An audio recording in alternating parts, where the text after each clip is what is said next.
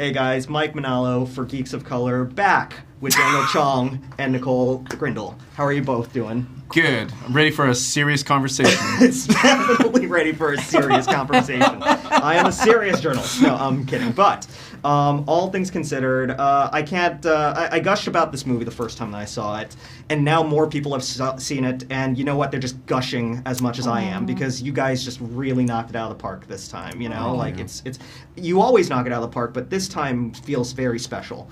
So Daniel, if I could start with you. Yeah. So you started earlier in your career at Pixar. You left to do We Bare Bears, and then you came back for Hoppers. Between the pre-Hoppers Pixar timeframe and the post-Hoppers Pixar timeframe, what did you feel was different for you? And did your time on We Bare Bears really influence everything that you learned and brought to Hoppers? I mean, I definitely could not have made this movie without that experience making We Bare Bears for a couple of reasons. One is, well, first of all, I hadn't made anything to that point, and you really, to jump into a Pixar movie like as your first thing, I mean, like I always think about Domi Shi. It's like, I don't know how you do that, you know? It's like it just takes so much to navigate the scale of and the amount of people you have to deal with, you know? It's a really daunting thing, and I think getting to step kind of through leadership and making my own thing through a TV show that was very low stakes. We weren't getting a lot of notes, and it was just we got to just make things. It's almost like doing reps, you know? You're just learning how to get buffer and better at the thing you're making. And honestly, one of the things that you really learn when you make your own thing and did it at the amount and volume that we did is you learn to understand your taste really well, and you learn to understand like what you find funny and the decision making you want to make, you know? And those things I got really good at on Bears, and then when you go to Pixar, I was able to really commit to things and know, like, okay, I like this, I don't like that. Because that's what you're doing most of the day anyways as a director. You're not drawing as much, you're not like actually physically like, you know, getting in the trenches as much, but you're just answering questions. I like that, I don't like that, I want it more like that, I want it more like that. And that is what directing is some of the time.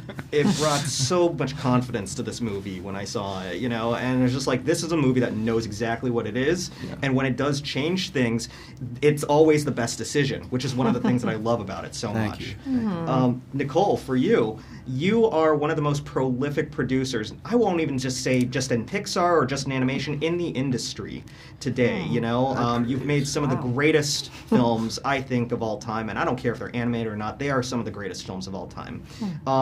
I think right now we're at a point in the industry where we're seeing an influx of sequels and an influx of franchises, but then once in a while we'll have a wonderful movie like Hoppers, which is just so original and so out there, not based on anything specific.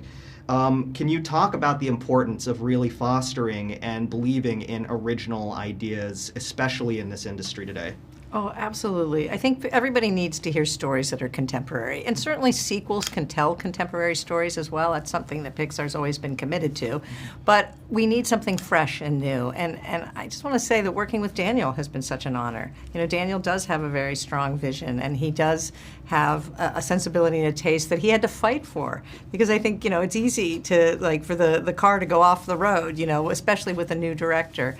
But I think we need characters that reflect the times that we're living in. We need themes that relate to the world right now. You know, beavers represent something that we need more of, is building an environment that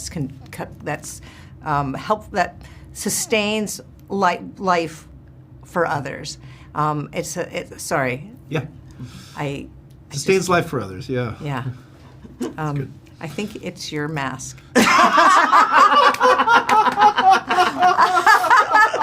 I'm trying to look at you, and I keep seeing the mask. It's so funny when you were talking, I was like, do we need to talk more about the mask, or are we like normalizing this too much? Yes. Okay, great answer. I'm talking to a beaver about beavers. Yeah. You know how important beavers are because you are a beaver. Yeah. So anyway, high praise from the king. Yeah. We needed a movie about beavers. Thank you. High praise from the beavers at Pixar. You guys, thank you so much for everything. Absolutely. Wonderful movie. I can't wait for everyone to see this and fall in love with it the way that I did, and the way that everyone else did. So thanks again. I can't wait to see more. Thank you. Sorry I unspooled.